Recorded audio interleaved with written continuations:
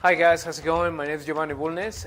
We're going to be talking a little bit about Mezcal tonight. I'm going to talk to you guys about production, how it's made, what you should expect from a good Mezcal.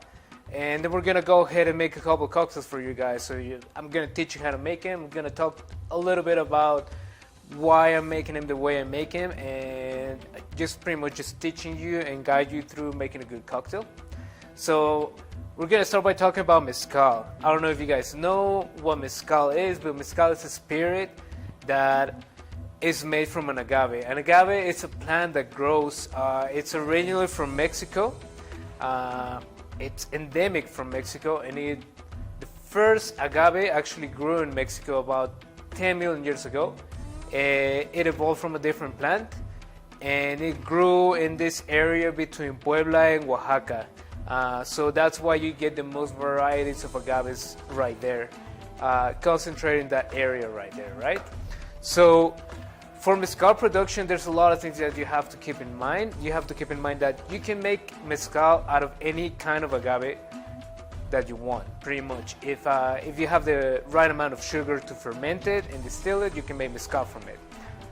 Compared to tequila. Tequila can only be made by one kind of agave. So tequila is actually a kind of Mezcal. It's a type of Mezcal. Let's say that tequila is a Cabernet and Mezcal is wine in general. So you get a lot of different varieties of Mezcal just by changing the agave or the way you cook the plant or where it grows. You can get, this is an espadín, right? So an espadín is the most widely available agave. That's because it's very easy to cultivate, and I'm gonna actually explain this in more depth in a little bit. But yeah, you get an espadín, and you can try 5 different espadíns from 5 different places in Oaxaca, and they're gonna taste different. And I'm gonna explain to you guys why. So for production, first you have to get the plant, right? So let's say you're making an espadín, which is what we have right here. An espadín is a plant that takes about 7 to 9 years to fully mature. You want a mature plant to make Mezcal. Why? Because the sugars that you're going to be using, they all go to the center, to the heart of the Mezcal, once the plant is mature. So agaves actually have 2 ways of reproducing, right? One of them is a sexual way, and the other way is asexual. So for the asexual way, you have plants that throughout their life, they grow these tiny plants around, and those become full agaves. Those become just like regular agaves, and that's a genetic clone of the plant, right? Nothing's changing there. And the espadín actually does this. That's why it's very easy to cultivate it, because you have all these plants. You can take them out, you can replant them somewhere else, and you have a plant that's going to grow and it's going to become a huge plant to make Mezcal. And then you have the asexual way. A lot of the wild agaves only reproduce this way. And I don't know if you've ever seen a plant of agave, maybe in like pictures or videos or something, but sometimes when they actually mature, they grow something in the middle that's called a quiote.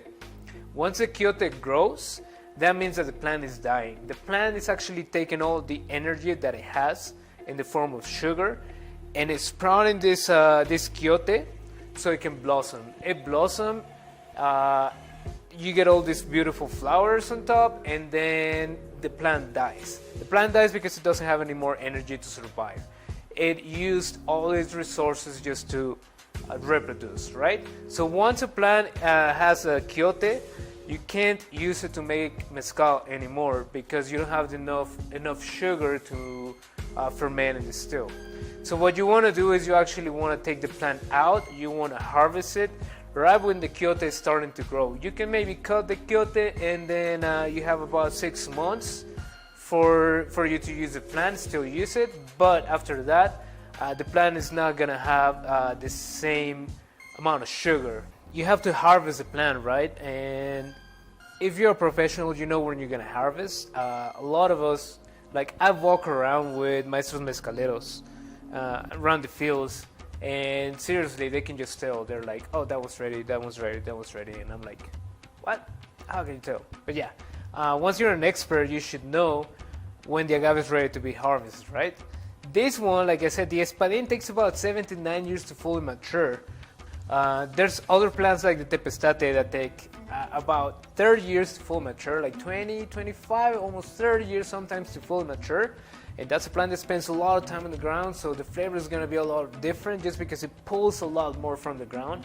And keep in mind that you having a lot of different cycles in this plant. You have a lot of different years, a lot of different combinations of, like, this year was very rainy, this year was like very dry, blah blah blah. So you got all those combinations just to make the plant just stress in different ways and taste a lot different. But yeah, when you're ready to harvest, you take the plant out, and then something you do is you cut all the leaves out and you just leave the center of the plant, you leave the heart. So you pull the plant out and then you cut the leaves and you leave the center of the heart. And depending on how short the leaves are when you cut them, it's how well that's gonna change your flavor in the mezcal a lot too. A lot of people leave like a lot of the leaves out, and that's gonna give you a lot of different flavors from the plant that personally I'm not a fan of, but some people really like that. But yeah, you harvest the plant, and then the next step is to make those sugars available for you to ferment, right? The sugars are stored in a way that animals can consume it. So the agave evolved in a way to make predators not attack it. So if you as a human go and cut an agave plant, not only it's not going to taste sweet, it's not going to taste like anything, but it might also irritate your skin. It gives you like a lot of different things. You can actually get intoxicated if you eat the agave plant just like raw like that. So you have to change the chemical composition of the sugars, and you do this by cooking the plant. So what you do is, after you shave the plant, you cut all the hearts, they call it piñas because it looks like a pineapple. Piña is pineapple in Spanish, so it looks like a pineapple, so they call it piña, right? And you cut the piñas in smaller pieces just to cook it evenly, and then you put them in an oven. Usually, and the way Sentir produces his mezcal is you put it in a funnel-shaped oven. You throw everything in there. You first heat up the oven really, really hot. This can be up to like 300 Celsius degrees, which is really, really hot. 300, 400, even almost 500 sometimes. You heat it a lot, and you heat all these volcanic stones, right? Then you set them up all around the oven. Then you want to use some of the fibers of the agave that you already used before to distill, so you don't actually put the agave in contact with the stones, because then it's gonna burn. So you put all the agave in there, then you cover it with different materials. They use towels, they use the fiber of the agaves that they used before, and then they actually cover it with dirt. And they let it cook there, they let it smoke for a couple of days, 2 to 3 days. You don't want to overcook it, because then you start getting components that you don't want in your mezcal. Methanol is actually an alcohol that you get from cooking, not from distilling, or from fermenting, I'm sorry. So after a couple of days, the maestro mezcalero comes around, and they open small holes and they start cutting the plants, and they start tasting them just to see if the plant is ready, right? So remember, all the agave spent a lot of time in the ground, covered completely. So all the smoke that is coming from all the fire that we see, so the fire is actually powered by wood. All the smoke is gonna impregnate the piñas. So that's where you get the smoky flavor in your mezcal. So how do you know you're ready? You cut it out, you taste it, and now it's gonna be sweet. Now you can actually taste the sweetness. You can actually eat all the sugar that's in the agave. Once the sugars are available, you can ferment it, right? But in order for you to ferment it right, you have to crush the agave. In this case, for an artisanal process, like the way we do it here, or the way Sentir does it, is that they crush it with a stone mill. And this is something that looks like a wheel, like a stone wheel, and it's a volcanic stone mill that weighs around 1 to 1.5 tons, and it's pulled by a beast. In this case, we use horses just to pull the stone and crush the agave. What you want to do with the agave is you want to expose the most amount of fiber to the yeast that's going to be doing the work to ferment, right? Now you take all this fiber of agave and you put it in tubs. These are wooden tubs, and you let it ferment naturally. This means that you cannot add any yeast to the agave to ferment. You use water and the agave fibers, that's it. So all the yeast that's going to be doing the work to ferment the agave comes naturally. It's just all around. You cannot add anything from outside. So that's actually very interesting, and this is something why I love mezcal. So you're gonna have different varieties between different batches. Even if you're drinking the same type of agave and it's made from the same distillery, the same master distiller, the same everything, there's gonna be slight changes in every different batch. That's because your yeast is gonna keep changing as you go, just because it's natural. You cannot use anything artificial, or you cannot have your own strain of yeast to put into your mezcal, right? You have to do it all natural. So this is actually really, really cool. And like I said, it's very romantic for me to know that if this batch is like the best I've ever had, that's probably never gonna be the same, you know? It's like a bad thing, but it's a good thing. It's not a bad thing, but sometimes you want to have a very consistent product. It's not the case with artisanal mezcals, but it's like really, really cool. Also, I think. So yeah, you let it ferment. You let it ferment for about 7 days, 5 to 7 days, depending on the weather. It might change. But yeah, you want to have like around 5% of alcohol, and then you can start distilling. So you go to the distillation process, right? After you ferment it, you take all the fiber and all the liquid that you get from your tubs, and you put it in copper stills.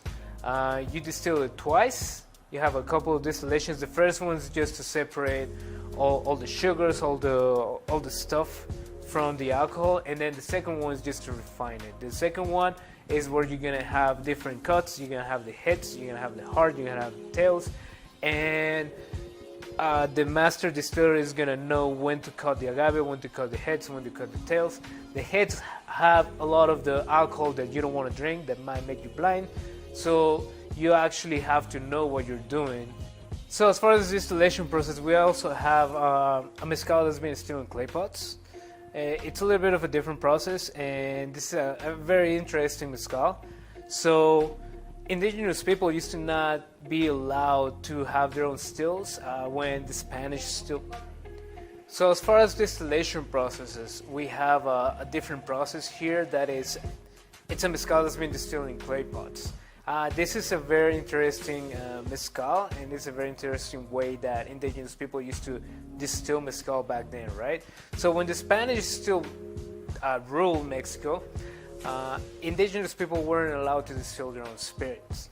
So when it comes to the distillation process, we actually have a different process right here, which is a mezcal that's been distilled in clay pots. And this is very interesting, right? When the Spanish used to still rule Mexico, the indigenous people here weren't allowed to distill their own spirits. And if they were distilling with different kinds of like stills or anything, the Spanish would come over and they would destroy the stills that they had. So what they started doing is they created a system with clay pots and clay plates just to distill their own spirits. And this is very smart because it's not only super cheap, the Spanish would come over, they would find the clay pots, they would destroy them, and they would just make a new one. Pretty easy, right?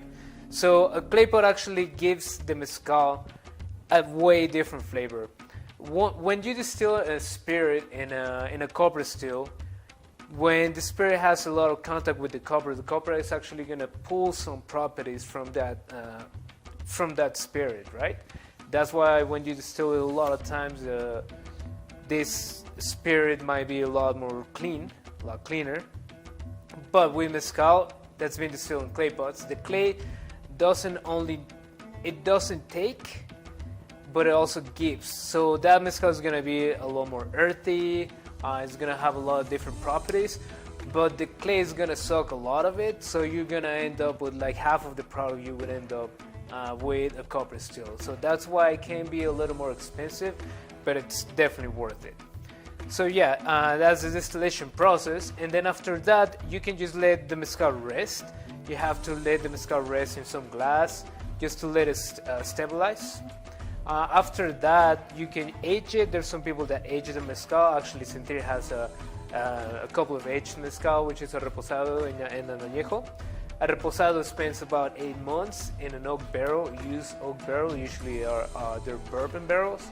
And an añejo spends up to 2 years, which is what you let a bourbon rest in an oak barrel. So yeah, the qualities of the mezcal are gonna be way different. It's gonna be a lot sweeter. It's gonna have all those vanilla, caramel notes, woody notes that go actually really well with the mezcal. But we're gonna talk about that in a little bit. We're actually gonna have a little bit of a talk about all these different mezcals that we have here, and then I'm gonna teach you guys finally how to make the cocktails. So the first mezcal we're gonna be talking about is our espadín.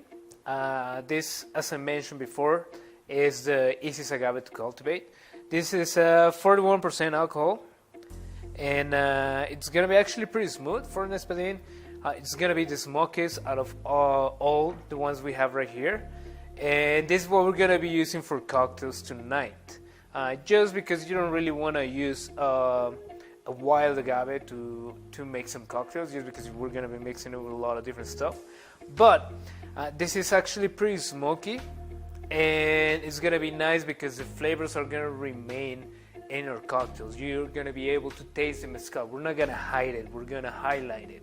So it's actually really good for cocktails. Voy al que sigue, ¿va?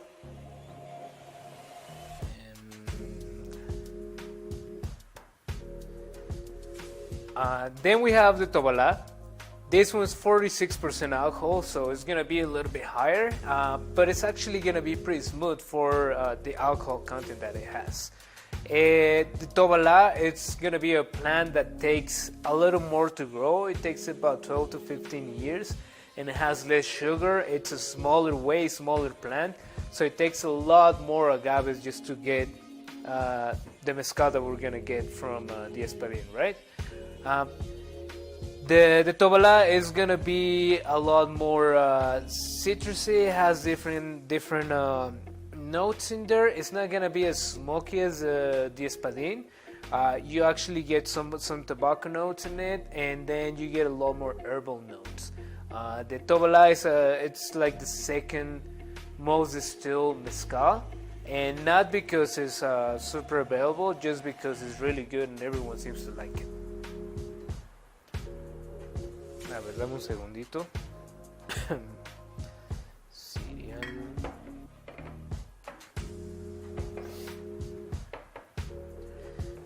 Okay. So now we have the cereal right here. This is my favorite from the brand. I actually like Karwinskis a lot. So Karwinski is a plant that actually grows up kind of like a palm tree instead of like out, just like all the other ones.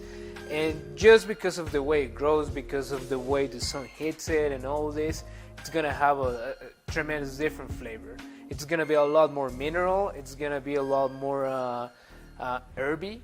And this is actually really, really nice.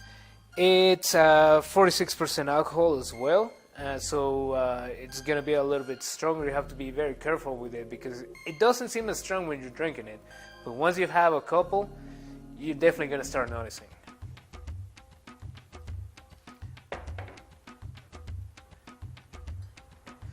Okay, now we have the Tepestate right here. The Tepestate has 49% alcohol, so it's actually the one that has the most amount of alcohol in it.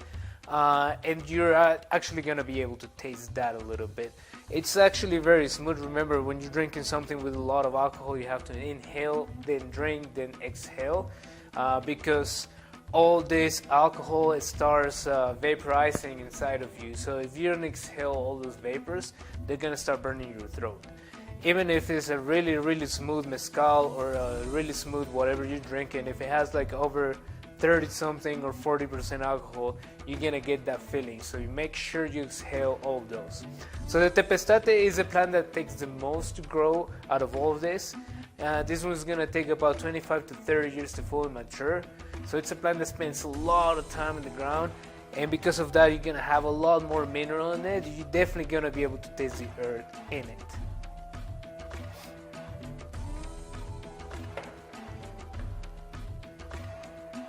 Okay, now we have this one. Is always a favorite from almost any brand that you want to taste. This is an ancestral mezcal, as we call it. That means that it was distilled in clay pots. The flavor is going to be very earthy, but you're still going to be able to taste all the smoke and all the nice notes from the espadín. It's not going to take anything from it, it's just going to add. It's going to be really nice. This one's also 49% alcohol, so both of them, the tepestate and this one, are like very strong. You can actually tell by like shaking it a little bit how you get all this nice pearls around and they stick around for a while. That means that the mezcal is like, it has a high percent of alcohol in it. Okay, so now we're gonna go to our reposados. This is a tobalá. Reposado means that it's been aged. So the tobalá, this one's 45% alcohol, which is a good percentage. This is a mezcal that spent about 8 months in a barrel, so it's gonna have a lot of those really nice notes. It's gonna have like vanilla, caramel. It's gonna be woody, but it's not gonna take a lot from the plant. It's really nice, 45% alcohol, really nice bottle right here. So yeah. And finally, we have an añejo. This añejo is an espadín, and this is 40% alcohol. So this is the same espadín that was here, but if you compare it side by side, they're going to be a lot different. This is going to be a lot more smooth as far as the smoke and as far as the minerals. Those tobacco notes that we actually find in the espadín are going to be just complemented by the barrel. And this is great to drink by itself, but it's also great in an old-fashioned. I would definitely make myself an old-fashioned with this. Okay guys, well, that was I hope you guys bear with me for a little bit. I know that I talk a little bit too much about mezcal sometimes and about the production. I like it. I wish you guys can see the palenque by yourself sometime, but for right now you're gonna have to stick to the video. Right now we're gonna make a couple of cocktails, and we're actually gonna be using this espadín to make the cocktails. And yeah, you guys are gonna learn how to make a couple of really nice cocktails, one refreshing, and another one is gonna be like a sling on a Mexican ponche. So yeah. Okay, now we're gonna go ahead and make the cocktails. So our first cocktail is actually gonna be a very refreshing cocktail, and it's called Pasión de Mitla. So we're gonna start by adding, of course, our mezcal in it. We're gonna add 1.5 ounces of espadín.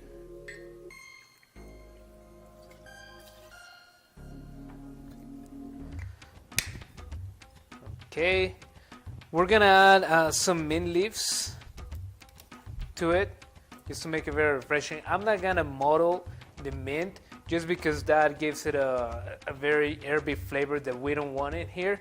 I'm just gonna extract the oils of the mint just by shaking it. But yeah, now we're gonna use some passion fruit, and this is some passion fruit extract that we made with some vanilla. So I'm gonna add 3/4 ounce of this. Then we're gonna do a little bit of triple sec. I'm gonna do 1/4 ounce of triple sec, just to add a little bit of flavor. We don't want that much. Then we're gonna do our citrus, which is gonna be some lemon. I'm gonna add about 3/4 ounce of lemon juice.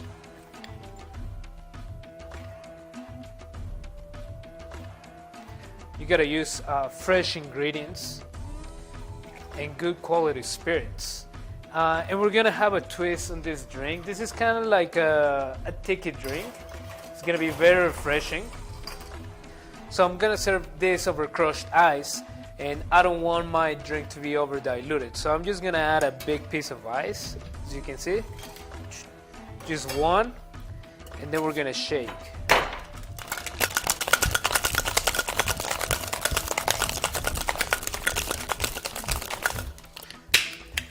You don't want to shake it for that long because you don't want to over dilute it. Then we're going to transfer this to our glass.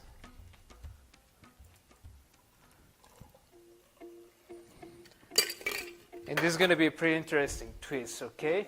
So I'm actually going to add the syrup afterwards. I'm going to add an ounce of it. I'm gonna add my crushed ice in here. Some of it first, and then we're gonna mix it very well.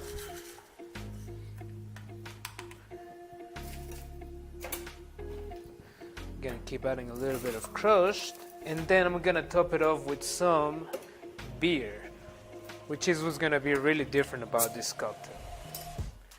It works very well.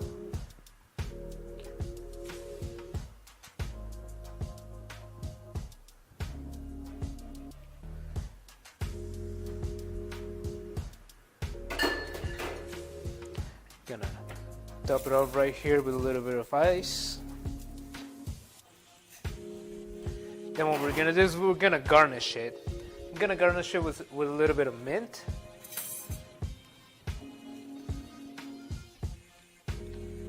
We're gonna add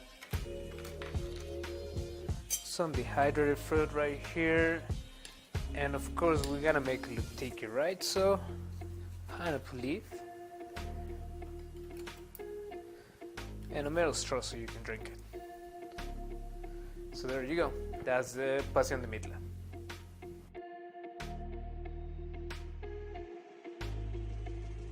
Okay, so for our next cocktail, we're actually gonna make a sour, because, you know, I really like them. So first, we're gonna start by adding our egg white. These are pasteurized egg whites. Well, pasteurized eggs that we use here. It's pretty hard to actually pasteurize an egg, so you might as well just buy the egg whites already pasteurized. But we like to do that here. So we're gonna add an ounce and a half of espadín.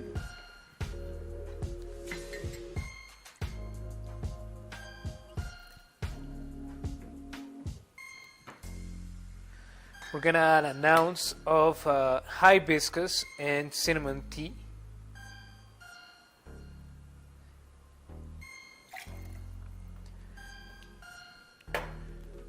We're gonna add 3/4 of an ounce of our citrus. We're actually gonna mix it right now. So we're gonna add half an ounce of lime juice. That's about 1/4 of an ounce.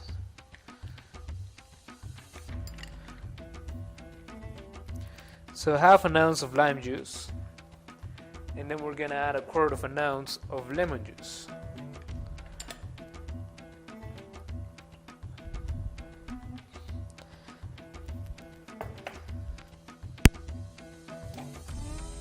Then to that we're gonna add 3/4 of an ounce of simple syrup.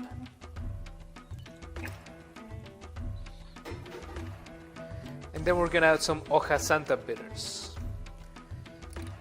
So this is pretty much a recipe for a Mexican punch. What I'm gonna do right now is that I'm actually gonna add to this side some guava. So I'm gonna cut it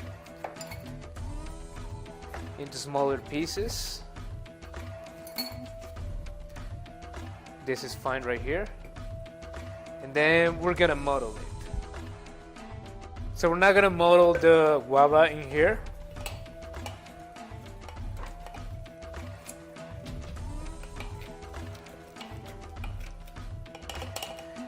And now we have to shake with ice, and we're gonna do a reverse shake, right? So pretty much this is called reverse shake because usually you shake without ice first just to emulsify everything and make sure that you get some nice foam from the egg white.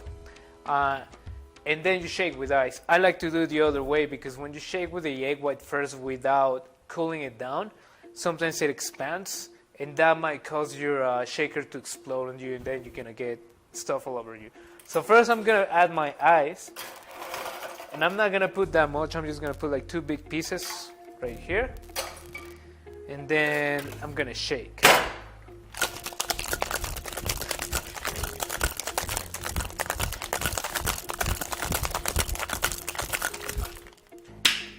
Okay, that's probably enough. Now I'm gonna get rid of my ice. We're gonna reshake without the ice.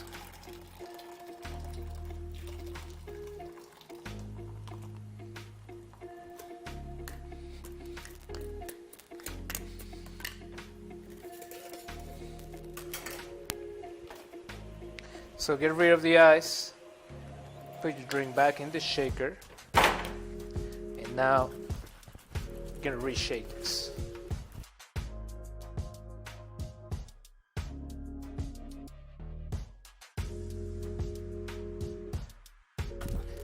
Gonna shake it really, really hard. It takes a couple of minutes. So that's probably enough. Gonna serve this in a coupe, a martini glass, margarita glass, anything with a stem works really. The reason I'm straining again is just so the foam is really, really nice.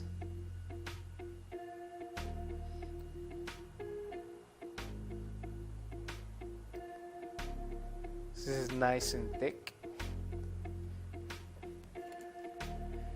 Now I'm gonna garnish it. I'm actually gonna add some more bitters on top. Just some drops.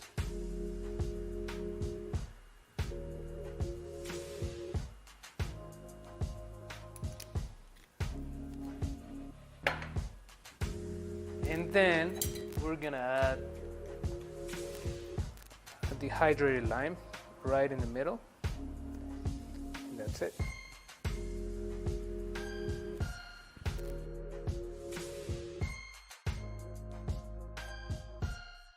Alright guys, I hope you guys enjoyed these cocktails. Try to make it at home. If you can't get any of the fresh ingredients, you can always use just like some passion fruit puree or other stuff like that. But you know, the fresher the ingredients, the more tasty is gonna be your drink. So yeah, you guys enjoy, and let us know how you like them.